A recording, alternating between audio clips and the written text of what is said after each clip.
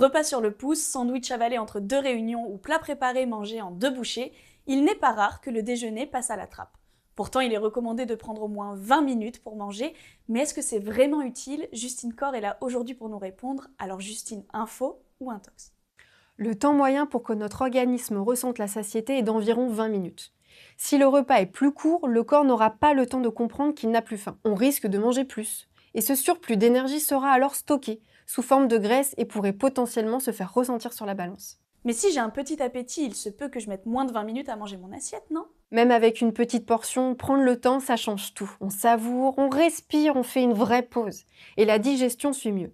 C'est à peu près le temps de dialogue entre ton intestin et ton cerveau, pour éviter les excès. Ah oui, c'est vrai que la digestion, parfois, c'est pas une mince affaire. Bien sûr, cela n'a rien d'étonnant quand on mange vite. Prendre le temps de manger plus lentement permet aussi de bien mastiquer et donc d'aider les organes digestifs dans leur travail. Autre point clé, les nutriments présents dans notre nourriture sont plus facilement assimilés quand on mâche bien nos aliments. Parce que oui, mastiquer plus longtemps laisse le temps aux signaux de satiété d'arriver et ralentit le rythme du repas. On écoute mieux ses sensations et on mange moins sans se priver. Moi, je veux bien essayer de faire un petit effort, mais 20 minutes, ça me paraît très long quand même. Pas tant que ça, Mélissa, je te l'assure. Tu peux essayer de poser tes couverts régulièrement, découper des aliments en toutes petites bouchées. Tu peux même prendre le temps de boire un peu d'eau entre 2 fourchettes. Ça te permet aussi de te concentrer sur le goût, les textures du plat et si le repas est partagé, de profiter pleinement de ce moment convivial. Et un autre conseil supplémentaire, éloigne les écrans. Ah oui, les écrans, c'est un vrai sujet. Plus d'un Français sur 2 regarde un écran tous les jours lorsqu'il prend son repas.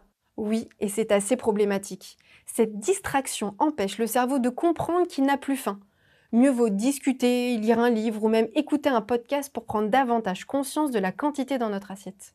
Donc pas d'écran, je mâche mieux, je prends 20 minutes et concrètement je digère mieux et je mange juste les quantités dont mon organisme a besoin. C'est ça. Et si tu as une pause courte, consacre tes 20 minutes au plat principal et garde un dessert sur le pouce pour plus tard.